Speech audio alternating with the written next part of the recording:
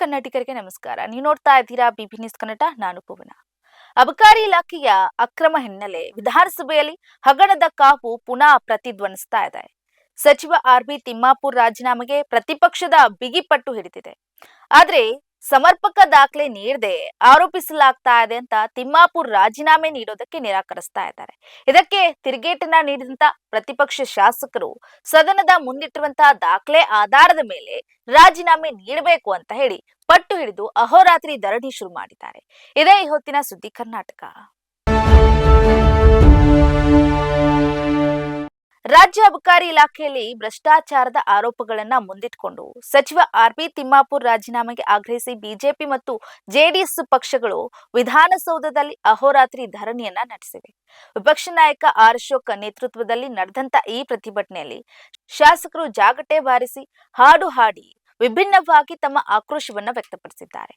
ವಿಧಾನಸಭೆ ಆವರಣದಲ್ಲೇ ರಾತ್ರಿ ಊಟ ಮಾಡಿ ವಿಶ್ರಮಿಸುವ ಮೂಲಕ ಸರ್ಕಾರದ ವಿರುದ್ಧ ನಾಯಕರು ಕಿಡಿಕಾರಿದ್ರು. ರಾಜ್ಯ ಅಬಕಾರಿ ಇಲಾಖೆ ಭ್ರಷ್ಟಾಚಾರದಲ್ಲಿ ಮುಂಚೂಣಿಯಲ್ಲಿದ್ದು ತಿಮ್ಮಾಪುರ್ ಅವರಿಗೆ ಪಾಲು ಕೊಡಬೇಕು ಎಂಬ ಆಡಿಯೋ ವೈರಲ್ ಆದ್ರೂ ಆ ಆಡಿಯೋ ದಾಖಲೆ ಪೆನ್ ಡ್ರೈವ್ ನಲ್ಲಿದೆ ಅಂತ ಹೇಳಿ ಆರ್ ಅಶೋಕ್ ಅವರು ಸದನಕ್ಕೆ ಪೆನ್ ಡ್ರೈವ್ ಅನ್ನ ತೋರಿಸಿದ್ರು.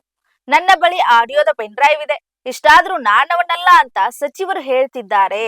ಅಬಕಾರಿ ಇಲಾಖೆಯಲ್ಲಿ ಪ್ರತಿ ತಿಂಗಳು ಒಂದೊಂದು ಅಂಗಡಿಯಿಂದ 10 ರಿಂದ 15 ಸಾವಿರ ರೂಪಾಯಿ ಕಲೆಕ್ಷನ್ ಮಾಡಲಾಗ್ತಾ ಇದೆ. ಜೊತೆಗೆ ಸರಾಸರಿ ಒಂದು ತಿಂಗಳಿಗೆ 21 ಕೋಟಿ ಅಂತೆ, ವರ್ಷಕ್ಕೆ ನೋಡೋದಾದ್ರೆ 252 ಕೋಟಿ ಕಲೆಕ್ಷನ್ ಮಾಡ್ತಿದ್ದಾರೆ ಅಂತ ಹೇಳಿ ಆರ್ ಅಶೋಕ್ ಅವರು ಆರೋಪಿಸ್ತಾ ಇದ್ದಾರೆ. ಅಬಕಾರಿ ಇಲಾಖೆ ಭ್ರಷ್ಟಾಚಾರದ ಬಗ್ಗೆ ಸಾಕ್ಷ್ಯ ಕೊಟ್ಟರು ಅಬಕಾರಿ ಸಚಿವರ ರಾಜೀನಾಮೆ ಪಡಿತಾ ಇಲ್ಲ. ಈ ಭ್ರಷ್ಟ ಅಬಕಾರಿ ಸಚಿವರ ರಾಜೀನಾಮೆ ಕೊಡೋವರೆಗೂ ಕೂಡ ಬಿಜೆಪಿ ಜೆಡಿಎಸ್ ಶಾಸಕರು ವಿಧಾನಸಭೆಯಲ್ಲಿ ಅಹೋರಾತ್ರಿ ಧರಣಿ ಮುಂದುವರಿಸ್ತೇವೆ ಅಂತ ಹೇಳಿ ವಿಧಾನಸಭೆ ವಿರೋಧ ಪಕ್ಷದ ನಾಯಕ ಆರ್ ಅಶೋಕ್ ಕಿಡಿಕಾರಿದ್ರು. ಇನ್ನು ಬಿವೈ ವಿಜಯೇಂದ್ರ ಸುಮಾರು 6,000 ಕೋಟಿ ರೂಪಾಯಿ ಅಬಕಾರಿ ಹಗರಣದಲ್ಲಿ ಕಾಂಗ್ರೆಸ್ ಹೈಕಮಾಂಡ್ಗೂ ಪಾಲು ಹೋಗ್ತಾ ಇದೆ. ಬಂಡತನದ ಸಿದ್ದರಾಮಯ್ಯ ಅವರ ನೇತೃತ್ವದ ಸರ್ಕಾರ ಅಬಕಾರಿ ಸಚಿವರು ರಾಜೀನಾಮೆ ಪಡಿಬೇಕು ಅಂತ ಹೇಳಿ ಆಕ್ರೋಶವನ್ನ ಹೊರಹಾಕಿದ್ರು. ಇನ್ನು ಅಹೋರಾತ್ರಿ ಧರಣಿಯಲ್ಲಿ ವಿಧಾನಸಭೆಯೊಳಗೆ ಭೋಜನದ ವ್ಯವಸ್ಥೆಯನ್ನ ಮಾಡಲಾಗಿತ್ತು. ಸತ್ಯಾಗ್ರಹಕ್ಕೆ ವಿಪಕ್ಷ ನಾಯಕ ಆರ್ ಅಶೋಕ್, ಬಿವೈ ವಿಜಯೇಂದ್ರ, ವಿಪಕ್ಷ ನಾಯಕ ಅರವಿಂದ್ ಬೆಲ್ಲದ್, ಹಿರಿಯ ಸದಸ್ಯರಾದ ಅರಗ ಧ್ಯಾನೇಂದ್ರ, ಸುರೇಶ್ ಕುಮಾರ್ ಅವರು, ಜೆಡಿಎಸ್ನ ಸುರೇಶ್ ಬಾಬು ಸೇರಿದಂತೆ ಸಾಕಷ್ಟು ಜನ ಪ್ರತಿಭಟನೆಗೆ ಸಾಥ್ ನೀಡಿದ್ರು. ಇನ್ನು ವಿರೋಧ ಪಕ್ಷದ ಆರೋಪಕ್ಕೆ ಉತ್ತರಿಸಿದಂತಹ ಆರ್.ಬಿ. ತಿಮ್ಮಾಪುರ್ ಅವರು ನನ್ನ ವಿರುದ್ಧದ ಅಕ್ರಮದ ಆರೋಪ ಮಾಡಿರುವ ಏನಿದೆ, ಮದ್ಯ ಮಾರಾಟಗಾರರ ಸಂಘಗಳ ಒಕ್ಕೂಟವು ಅಸ್ತಿತ್ವದಲ್ಲೇ ಇಲ್ಲ. ಈ ಒಕ್ಕೂಟವು ಈ ಹಿಂದೆ ಅಬಕಾರಿ ಸಚಿವರಾಗಿದ್ದಾಗ ರೇಣುಕಾಚಾರ್ಯ ಅವರು, ಕಟ್ಟಾ ಸುಬ್ರಹ್ಮಣ್ಯ ನಾಯ್ಡು ಸೇರಿದಂತೆ ಮಾಜಿ ಮುಖ್ಯಮಂತ್ರಿ ಜೆ.ಎಚ್. ಪಟೇಲ್ ವಿರುದ್ಧವೂ ಕೂಡ ಆರೋಪ ಮಾಡಲಾಗಿತ್ತು. ಇಂತಹ ಸಂಘ ಈಗ ನನ್ನ ಮೇಲೂ ಕೂಡ ಆರೋಪ ಮಾಡ್ತಾ ಇದೆ ಅಂತ ಹೇಳಿ ಆರೋಪವನ್ನ ತಳ್ಳಿ ಹಾಕುವ ಪ್ರಯತ್ನವನ್ನ ತಿಮ್ಮಾಪುರ್ ಅವರು ಮಾಡ್ತಾ ಇದ್ದಾರೆ. ಇದರ ನಡುವೆಗೆ ಚರ್ಚೆ ಸುದೀರ್ಘವಾಗಿ ಸಾಗ್ತಾ ಇದ್ದಿದ್ದಕ್ಕೆ ಆಕ್ಷೇಪ ವ್ಯಕ್ತಪಡಿಸಿದಂತಹ ಮುಖ್ಯಮಂತ್ರಿ ಸಿದ್ದರಾಮಯ್ಯ ಅವರು ನಿಯಮ 69 ಅಡಿಯಲ್ಲಿ ಸುದೀರ್ಘ ಚರ್ಚೆಗೆ ಅವಕಾಶವಿಲ್ಲ, ಸದನದ ಸಮಯವನ್ನ ಹಾಳು ಮಾಡಲಾಗ್ತಾ ಇದೆ.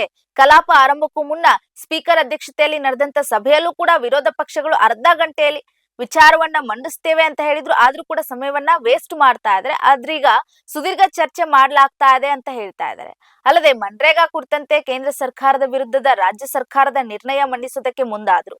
ಅದಕ್ಕೆ ಅಡ್ಡಿಪಡಿಸಿದಂತಹ ವಿರೋಧ ಪಕ್ಷದ ಶಾಸಕರು ಅಬಕಾರಿ ಅಕ್ರಮದ ಕುರಿತಂತೆ ಮುಖ್ಯಮಂತ್ರಿ ಅಥವಾ ಸಚಿವರು ಮೊದಲೇ ಉತ್ತರ ನೀಡಬೇಕು, ಅಲ್ಲಿವರೆಗೂ ಬೇರೆ ಯಾವುದೇ ಕಾರ್ಯಕಲಾಪ ನಡೆಸೋದಕ್ಕೆ ಬಿಡೋದಿಲ್ಲ ಅಂತ ಹೇಳಿ ಪಟ್ಟು ಹಿಡಿದ್ರು. ಆಗ ಸ್ಪೀಕರ್ ಅವರು ಮಧ್ಯಪ್ರವೇಶ ಮಾಡ್ತಾರೆ. ಸ್ಪೀಕರ್ ಖಾದರ್ ಅವರು ಸಂಜೆ ವೇಳೆಗೆ ಅಬಕಾರಿ ಸಚಿವರಿಂದಲೇ ಉತ್ತರ ಕೊಡಿಸಲಾಗುತ್ತೆ ಅಂತ ಹೇಳಿ ಅಲ್ಲಿನ ಪರಿಸ್ಥಿತಿಯನ್ನ ತಿಳಿಗೊಳಿಸುವಂತ ಪ್ರಯತ್ನ ಮಾಡ್ತಾರೆ. ಇದಿಷ್ಟು ಸದನದಲ್ಲಿ ಆಗಿರುವಂತಹ ಚರ್ಚೆಗಳು. ಇದಾಗಿತ್ತು ಈ ಹೊತ್ತಿನ ಸುದ್ದಿ ಕರ್ನಾಟಕ. ಸಮಗ್ರ ಸುದ್ದಿಗಾಗಿ ಸದಾ ಗಮನಿಸಿ ಬಿಬಿ ನ್ಯೂಸ್ ಕನ್ನಡ. ಇದು ಕನ್ನಡಿಗರ ಪ್ರತಿಧ್ವನಿ.